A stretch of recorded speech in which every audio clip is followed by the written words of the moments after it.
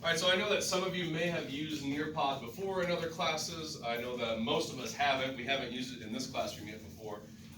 So this is a way for me to do like what you're used to seeing is like a PowerPoint presentation in some of your other classes where there's slides on the screen and you take notes. I try to liven it up a little bit. So Nearpod, you're going to see the slides on your computer screen. As I click through them, they'll still be up here, but they will also be on your screen as I go through them.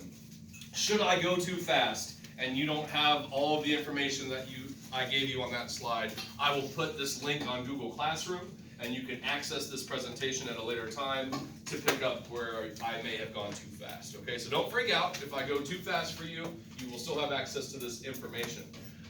It's also a little more interactive than a normal PowerPoint presentation. There's going to be opportunities. I'll throw out a poll to the class. I'll poll you on what you think. I can get your feedback. There's going to be an opportunity where I'm going to ask you to write a sentence or two, and your sentence will then be sent to my computer. I can see what you said, and then I can push out and share some examples of what you've written to the rest of you. So that's an interesting element. That's really nice because I know a lot of you have a lot of good things to say, but you're not always confident in speaking up and saying so. And so this allows me to share your voice with the class anonymously. No one's going to see who wrote what. You won't know, except for you. So it's a really nice way for those of you that don't like to speak up that you can share your thoughts and opinions as well. And it also allows us to watch some videos that I've embedded in there as well. So it's a little more interactive than a normal presentation, so hopefully it's not ultra boring for you. I try to keep it live in here. So here we go with some basic literary terms, and again, we're going to start very basic here with the setting of a story. And I know most of you are like, okay, the setting is where it takes place, and you're not wrong. But don't forget that a setting of a story also indicates time and place of a story, which can be very important, knowing in what time period is this story set, because that changes all sorts of things. So it's not just place, it's also time, and that is quite important when trying to understand literature.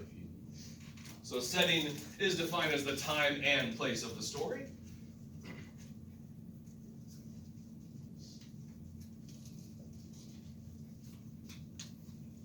Let's talk about protagonist versus antagonist. We've touched on this before. If these two words are too similar for you and you can't keep them straight, remember that the prefix pro means you support something. You're for something. So if it's the protagonist, you're rooting for them. You're for them, right? Batman and Joker in that particular film, Batman is the protagonist, all right? He's the one that we're rooting for. Antagonist, you can think about the prefix anti. If you're anti-something, you're against it, right? So the antagonist, not only are we usually against the antagonist, but the protagonist is definitely against the antagonist. So if you want a more formal definition, the protagonist is the main character of the story. Oftentimes they are heroic, like Batman. And the antagonist opposes the protagonists. Antagonists create conflict within a story. Without conflict, folks, the stories are boring. Who wants to read a story or watch a film about somebody living their best life and everything's lollygay, everything's great, rainbows and candy forever? Like, that's not interesting. It's not interesting. All right, watch documentaries all the time.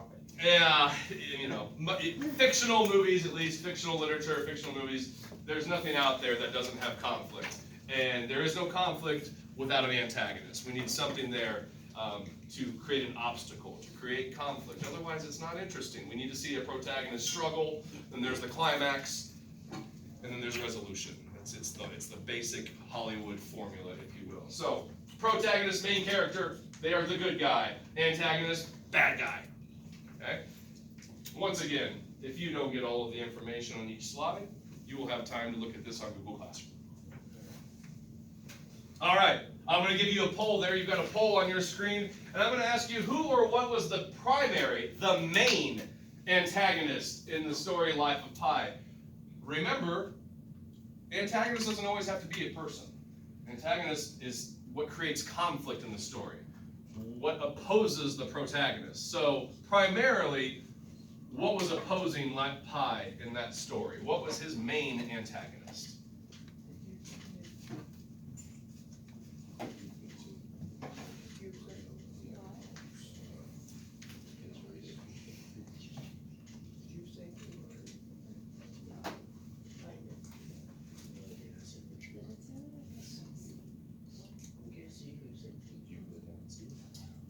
looks like about 58% of us say nature was the primary antagonist. I would agree with you.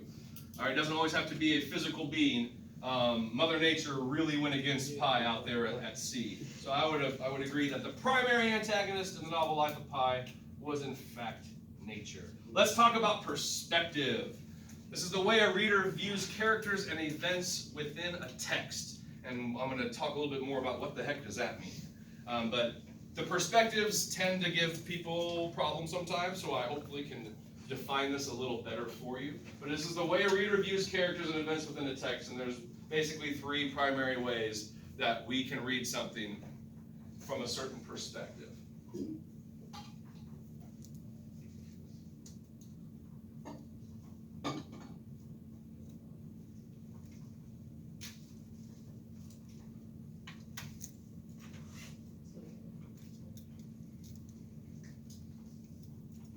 So, here's the first one, and I know you've heard of them, we just may not be able to define them right now. But the first person perspective. This is when we're reading words like I, me, my, myself, us, ourselves. Life of Pi was written in first person perspective. It was all about I. I was fishing in the morning. I was struggling to survive. Personal narratives are always in first person perspective. This is generally the perspective that you've been told to not write in for academic purposes. Sometimes we do though. But this is all from me, myself, and I. It's from your perspective, first person. You're the first person you're worried about in this world. It's you and then everybody else. I'm just trying to give you tricks on how to remember the perspectives. But first, me, myself, and I. Me, I'm number one. Okay? So those are all the words that you will see in first person perspective. So, knowing that, go ahead and type a sentence about your freshman year of high school using first person perspective. That's I, me, us. I'll take a preview of your sentences and I will share out on your screens the ones that I like. I like to see the letter I capitalized because that's what we do in writing. And if we're going to use and or so, and you've got two subjects, if you use I twice, try to use those fanboys. Try to make a grammatically correct sentence. Those are the ones I promise I will share. Capitalize your I's, and if you're gonna use the word and or so, and you're gonna use the word I or we again, use those fanboys.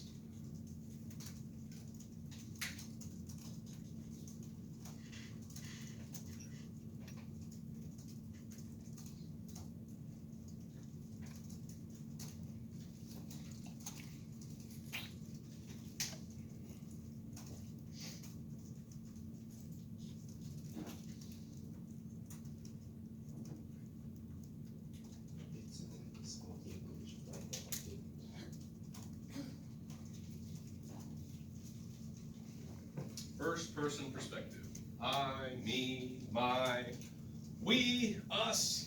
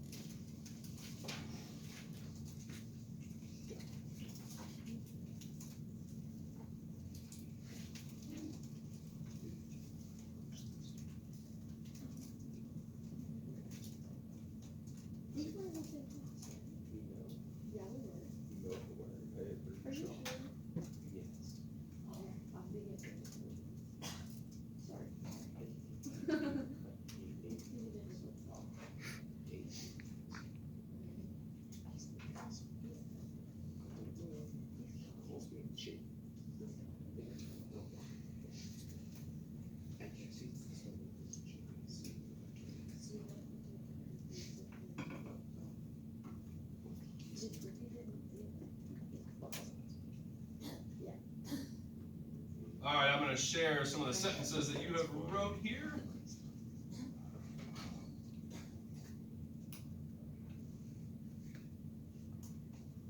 Those should be on your screens.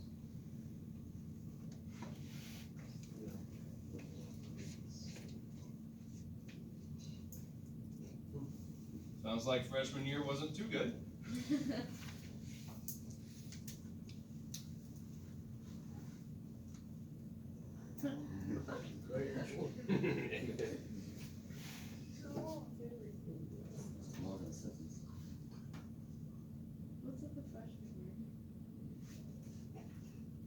You guys did really well with your fanboys here. Nice job. This is very good. Thank you. All right. Nice job.